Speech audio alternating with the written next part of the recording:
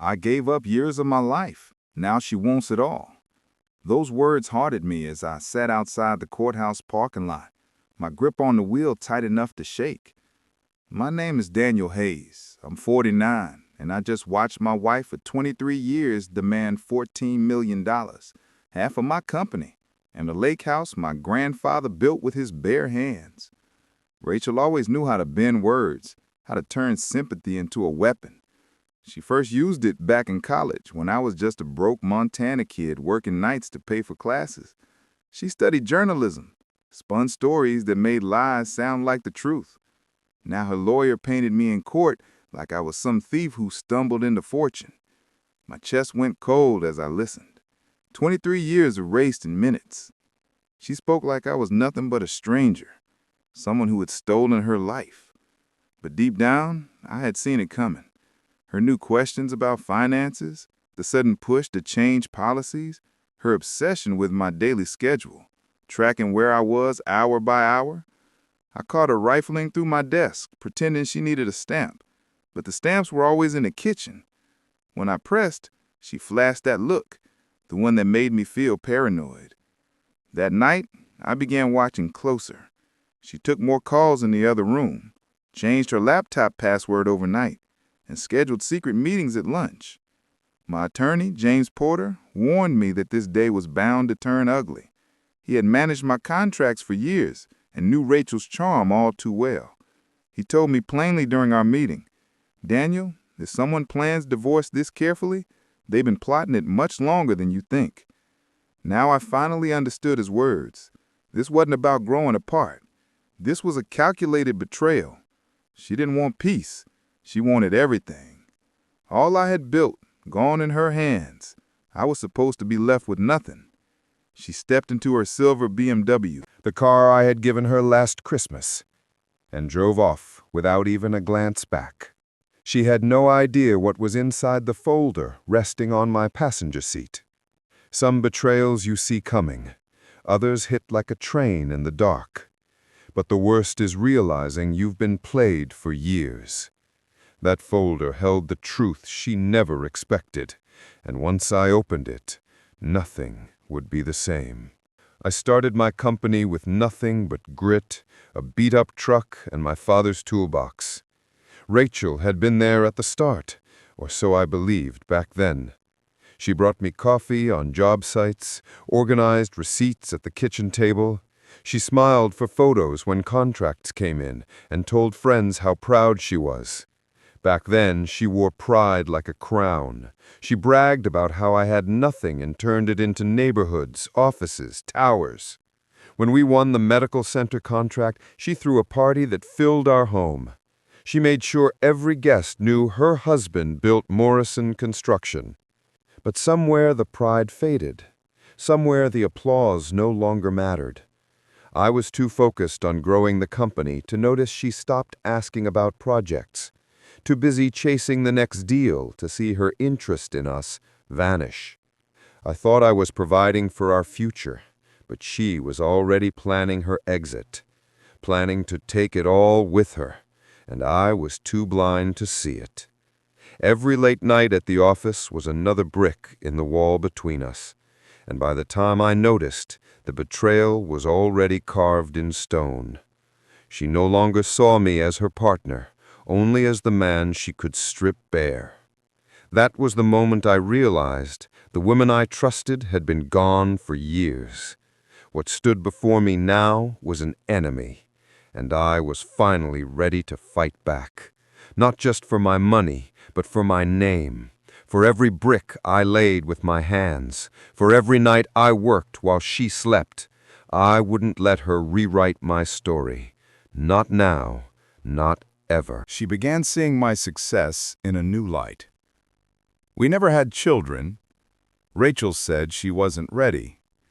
Later, she claimed the business kept me too busy to ever be the kind of father our family needed. I carried that regret for years, wondering if children might have given us something deeper than a marriage built on money and routine. Both my parents died within 2 years of each other. Dad from a heart attack, Mom followed months later. They left me the lake house and 40 acres on the water. That land had been in our family since the 40s. Rachel immediately suggested selling it off. She said it was too far, too much work to maintain. But to me, it was heritage, not real estate. She dropped the subject, but I later caught her browsing listings for lakefront properties, calculating what ours might bring on the market. The warning signs were stacking up for years. Phone calls that ended when I entered the room, receipts from fancy restaurants with unknown names, an unusual obsession with financial statements she had never cared about before. And last month, I found a card in her purse. It belonged to a private investigator.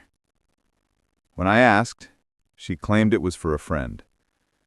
But the back had notes in her handwriting. My schedule, the office address, notes on assets. That night, I called my attorney James and told him to prepare for the storm. He had handled my business from the start, knew Rachel socially, had seen our marriage from afar. His words echoed, "Daniel, this looks like a setup." I should have trusted my gut sooner. The divorce papers came on a Tuesday morning. A process server dropped them at my door. Rachel had already moved out the weekend before. She took her clothes, her jewelry, and that BMW. She left behind 23 years of marriage. I sat at the kitchen table reading demands, each line colder than the last. She wasn't asking for half of everything. She wanted the pieces that cut deepest. $14 million in cash and assets.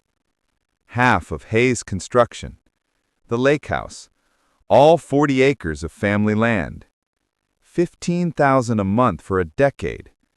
Even the right to use my family name for her planned design company.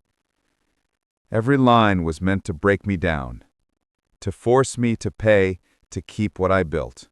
The demand for the lake house hurt most. She knew that land was sacred to me. She knew I'd fight harder for it than anything else, which made it her biggest bargaining chip. But what really crushed me was the timeline. The papers revealed she had planned this for months. 8 months of dinners and shared nights, pretending to fix a marriage already gone. 8 months of cataloging my assets. I called James right then. "She wants it all." "I know," he said. "I saw her filing this morning." "Daniel, this isn't a divorce. It's a takeover. She's trying to strip you of your life's work. And unless we fight smart, she might succeed." The chill in his words cut through me. This wasn't just betrayal. It was war.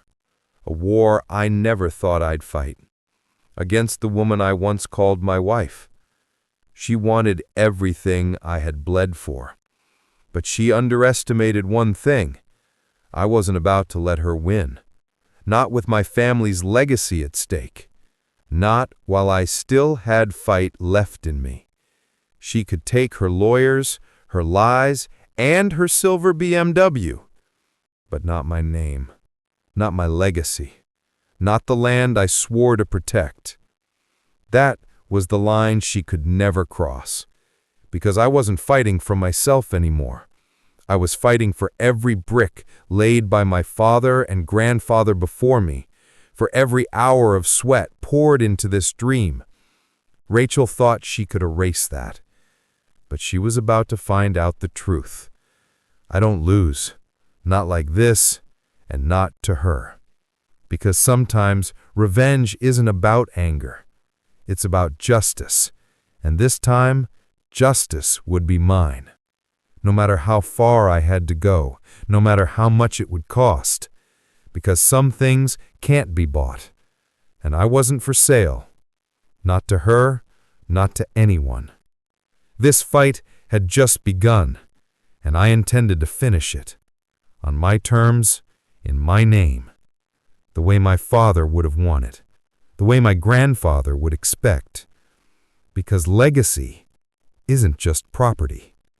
It's the story of who we are. Marriage dissolution was only the label. What are my options? I asked James. Limited if we play by their rules, he said. There might be another way if we think ahead. That afternoon I drove to the lake house and sat on the old dock, staring across the water. 3 generations had kept this shoreline alive. It felt less like property and more like memory. Rachel never understood why this place mattered. To her, it was a view. To me, it was a promise. She called it real estate. I called it home. I thought back to the early years when weekends up here actually made her smile, before the business took off and money became the score.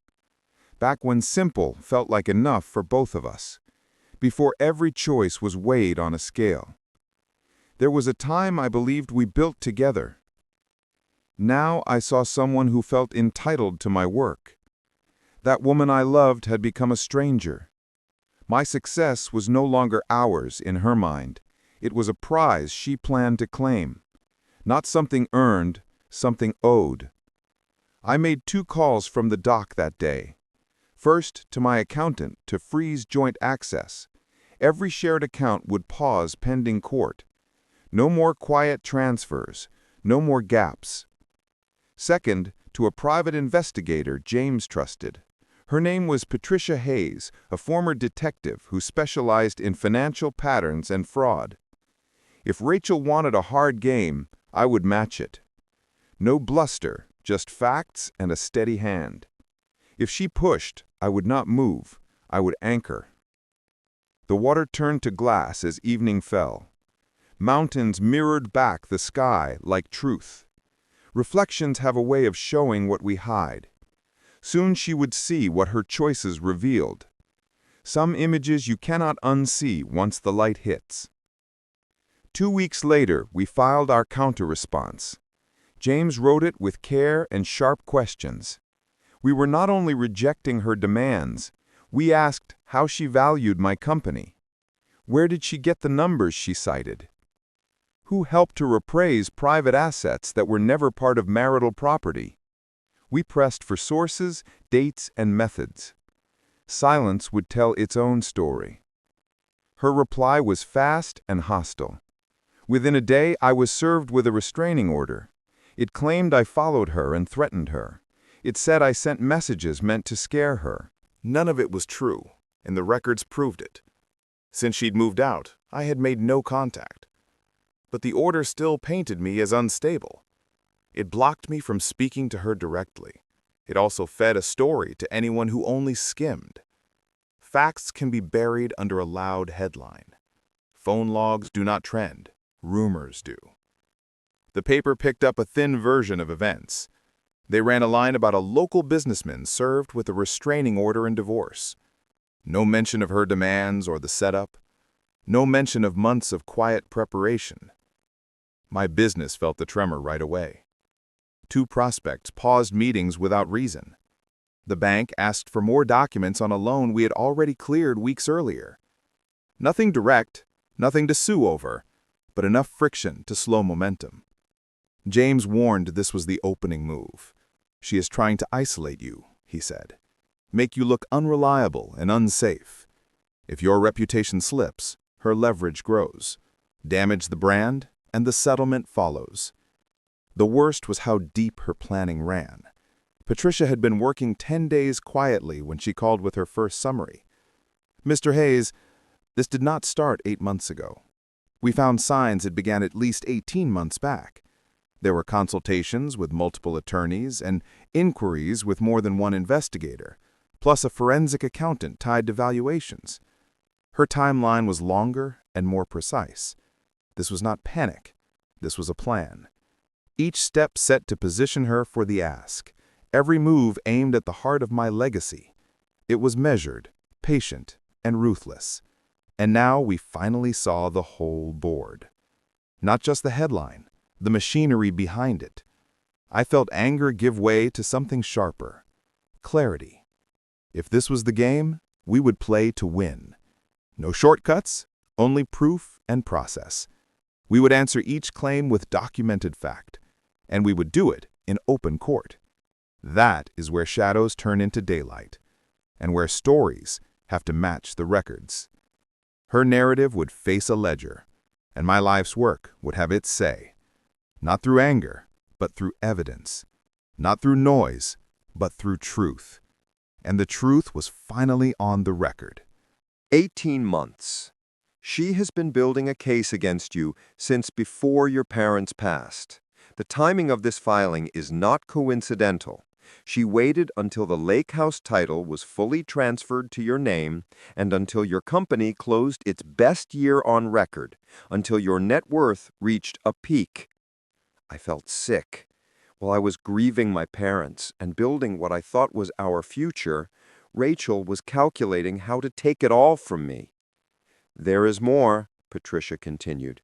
She has been secretly recording you for months. Phone calls, dinners, private discussions about the business. Hundreds of hours of audio she plans to frame as proof you are controlling and financially manipulative. Is that even legal? In Montana, only one party must consent to a recording of a conversation. Since she was part of each exchange she taped, it is admissible in court. The scope of Rachel's betrayal hit like a physical blow. Every intimate talk, every private conversation about our future. Moments I thought were ours alone had been turned into evidence to use against me. That night, I sat in an empty house and realized this was not only a divorce. I was facing a woman who spent nearly 2 years documenting my life, studying my weak spots, and building a case designed to dismantle everything I had worked for. She had turned our marriage into reconnaissance. But Patricia had uncovered something else, something Rachel did not expect. "There is one more thing," she said. "Your wife has been meeting regularly with someone you know, someone feeding her inside information about your operations." My blood cold. "Who?" Your business partner, Kyle Brennan, George's younger brother. Kyle had partnered with me for 12 years, a commercial architect who joined Hayes Construction when we started chasing larger bids that needed his design skills. I trusted him with company finances, planning, and confidential client information. I also trusted him around my marriage. Patricia's report was thorough and devastating. Kyle had been meeting Rachel twice a week for 6 months at small restaurants outside Billings where they were unlikely to be recognized. It started as quick coffee meetings and grew into long dinners where Rachel pressed Kyle for specific details about our operations. She asked about cash flow, upcoming contracts, equipment values, and real estate holdings, Patricia explained. Your partner has been sharing information that should be covered by confidentiality agreements. But it went beyond business. Patricia photographed them together, and their body language told a story none of us wanted to read. It was not only information they shared, there was intimacy. "How long has this been going on?" I asked. "The business meetings began 6 months ago, but I found contact going back 14 months. Texts, calls, hotel receipts. Mr. Hayes, your wife has been involved with your business partner since before your parents passed." The timeline made sickening sense. Rachel's sudden distance in our marriage, her questions about the company, her reluctance to spend time at the lake house. It all began around the time Kyle increased his role. He was suddenly everywhere I looked, in meetings, on-site visits, and in the spaces where she knew I would not question a trusted partner. By then, the pattern was clear to everyone but me. More closely with our residential bids. I thought back to company dinners and holiday parties, the easy chatter where Kyle was always within earshot. He heard me discuss family finances, inheritance planning, and my intentions for the lake house. He knew exactly what Rachel needed to build a case against me. "There is more," Patricia said. I believe they are planning to launch a business together after the divorce is final. Rachel's interior design venture is not a side project. It is meant to be a full partnership with Kyle. She takes your settlement money. He brings architect services, and they use relationships formed while working for you to build a competitor. The betrayal felt absolute. My wife and my partner were ready to tear down my life and raise theirs on the rubble. I called James at once. When I told him what Patricia found, silence filled the line. "Daniel," he finally said, "Kyle is my brother. I know. This will break your family. He broke it when he betrayed our work and helped my wife try to take what I built." James steadied his voice. "What do you want to do?" "I want to beat them at their own game." "How?" I had been thinking since Patricia called. They spent months crafting a strategy, but they misjudged how well I know my own numbers and how carefully I have documented every detail. They want financial records. I will give them records. They want valuations. I will provide transparency.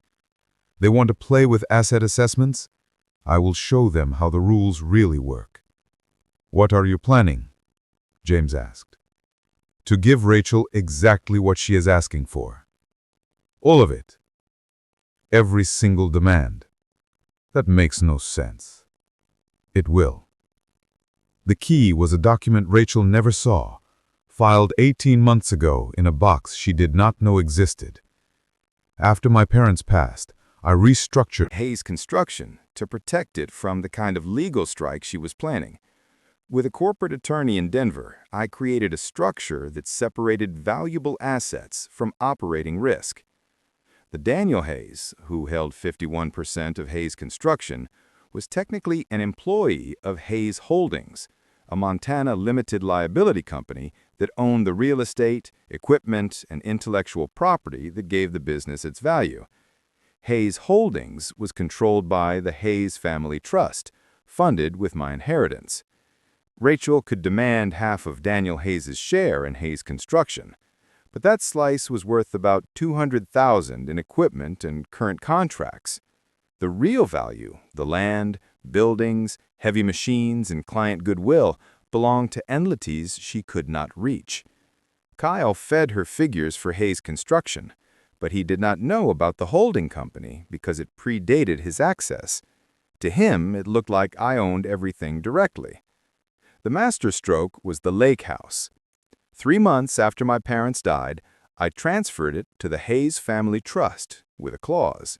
It could never be sold or transferred outside the bloodline.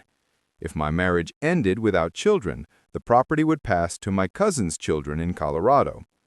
Rachel could demand the lake house all she wanted, but the trust terms meant she would never own it. The court could not override a family trust established years before the divorce. To Rachel, it looked like I had left everything exposed, but in truth, the assets she thought she could seize were already beyond her reach. The house she coveted, the land she believed she could sell, the company she thought she could divide, all of it was tied to structures she had no part in. She could demand, she could threaten, but in the end, she would walk away with nothing. The divorce was handled in court. Rachel claimed more than I owned, but I had no legal power to give her the property she wanted. The trust documents made it impossible.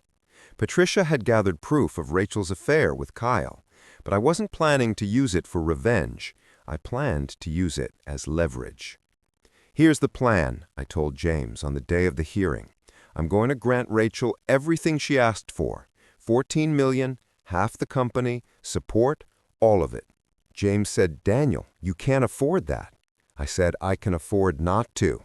When the judge rules in her favor and she tries to collect, she will find out that most of what she was promised doesn't exist in the way she thinks.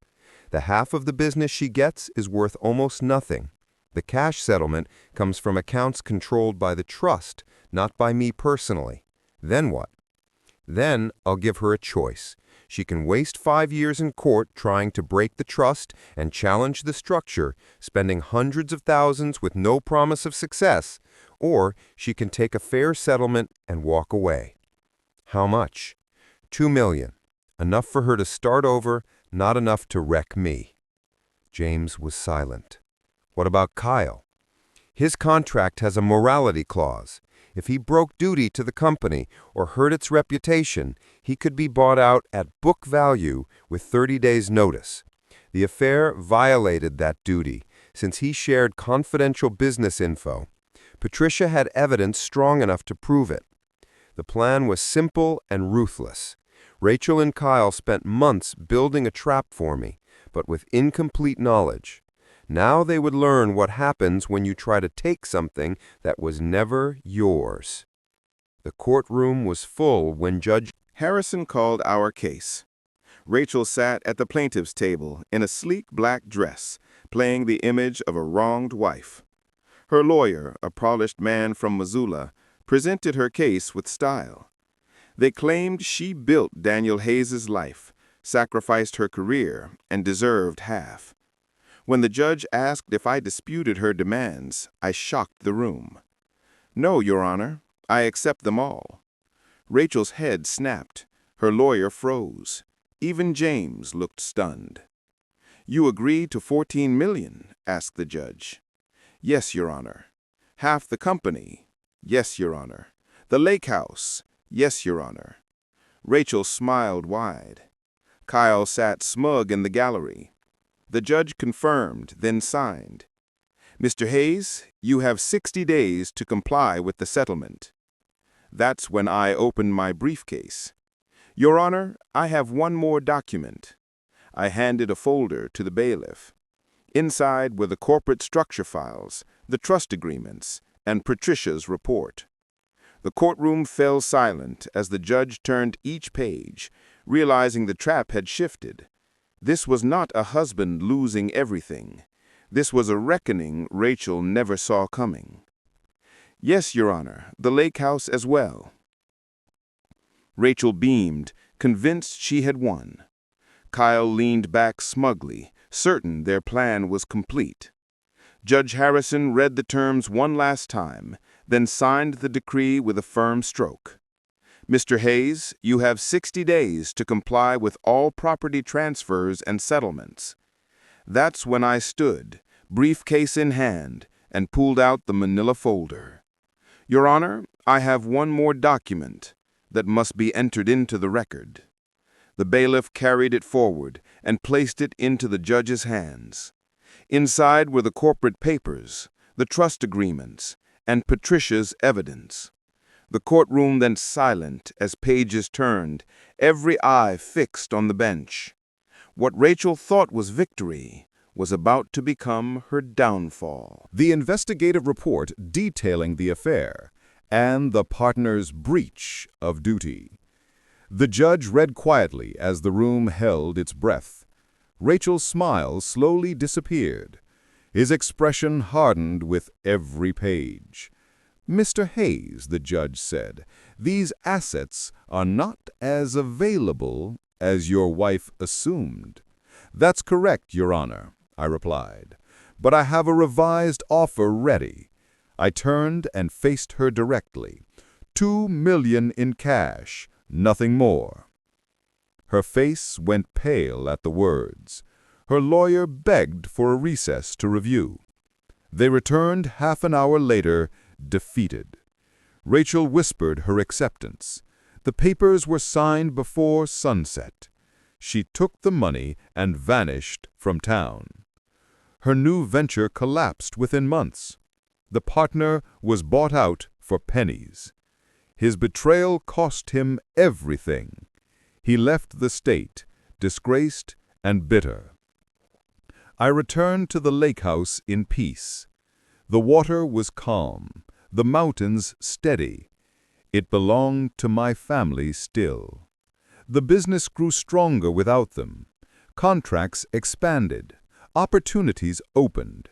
I never remarried, but I rebuilt. I learned betrayal can't erase resolve. My legacy remained intact. Sometimes the greatest revenge is living well after the storm. I chose strength instead of bitterness, and in that choice I won. Rachel's scheme became her downfall. The partner lost everything for greed, but I kept the land, the company, the name, and that was all that mattered. The house stood firm on the shore. The business carried on stronger than ever. The story ended not in ruin, but resilience, because survival itself is victory, and sometimes that is revenge enough. The courtroom memory faded with time, but the lesson stayed forever. Guard what matters, trust few, and never underestimate betrayal, because sometimes the closest ones cut deepest. But scars can make you stronger, and strength can carry you through. The lake reflected the truth I lived. Peace is the sharpest answer, and dignity the best revenge. I walked away whole, and they walked away empty. The story was finished, but my life was not. It had only just begun again. Without lies, without betrayal, only truth and family land, and that was enough. The audience of life was watching, and I walked off that stage in triumph, not broken, not bitter, but whole and undefeated. That was my victory. That was my revenge, and I never looked back. The past was over. The future was mine, and I embraced it.